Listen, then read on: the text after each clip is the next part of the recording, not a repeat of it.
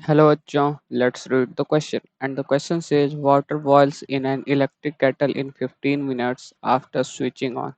If the length of the heating wire is decreased to two-thirds of its initial value, then in how much time the same amount of water will boil with the same supply voltage?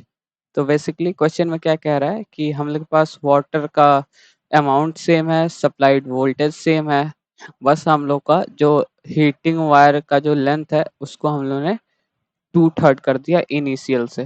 ठीक, तो इस question को solve करने के लिए जो की concepts हैं वो देख लेते हैं हम।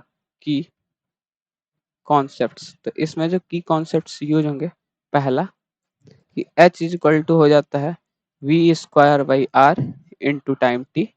ठीक, दूसरा दूसरा हो जाएगा आर इज इक्वल टू हो जाता है रो एल बाई ए। इसको ऐसे भी लिख सकते हैं R proportional to, directly proportional to L. ठीक, अब इन्हीं दोनों कॉन्सेप्ट पे ये क्वेश्चन सॉल्व हो जाएगा। तो चलिए अब इस क्वेश्चन को सॉल्व करते हैं। तो अगर हम लोग देखें तो हम लोग का let's the initial resistance be are.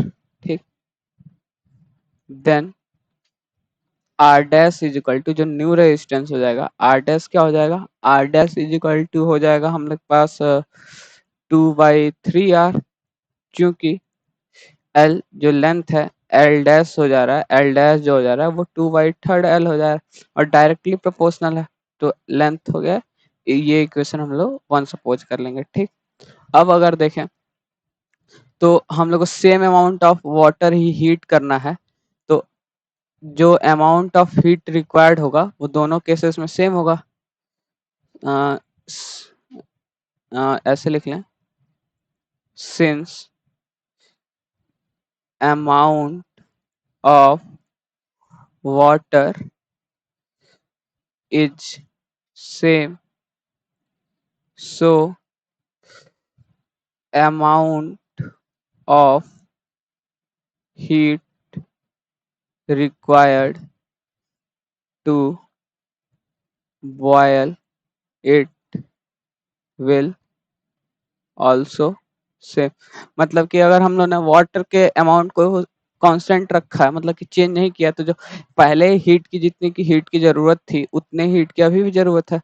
इसका मतलब क्या हुआ कि जो एच डैश है वो एच के इक्वल है। ठीक, अब इसी कॉन्सेप्ट पे इस क्वेश्चन को सॉल्व कर लेंगे। तो एच डैश जो है वो एच के इक्वल है, H dash is equal to H. ठीक, तो यहाँ से हम लोग क्या लिख सकते हैं, एच डैश क्या लिख सकते हैं, एच हम लोग जानते हैं V square by R into T, और गिवन है सप्लाई वोल्टेज सेम है।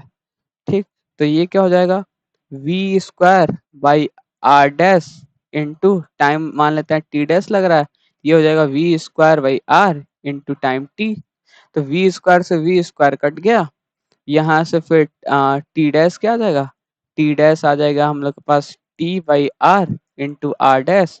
अब अगर देखें तो हम लोग वैल्यूज पुट कर लेते हैं, तो टी डैश क्या हो जाएगा, पहले टाइम हम लोग को क्या लग रहा था 15 मिनट्स का लग रहा था, इंटू आर डैश की वैल्यू हम लोग अगर इक्वेशन 1 से पुट कर लें, ये हो जाएगा 2/3 आर, और अपॉन ये आर था ही तो आर से आर कैंसिल हो गया, 3 1 3 3 5 15। तो हम लोग के पास अब जो टाइम आ गया वाटर बॉयल करने के लिए वो आ गया 10 मिनट, क्योंकि हमने 15 मिनट में है, टी आ गया 10 मिनट्स, और हम लोग से यही पूछा था कि कितना टाइम लगेगा। So the final answer is 10 minutes. Hope you understand it well. All the best, thank you.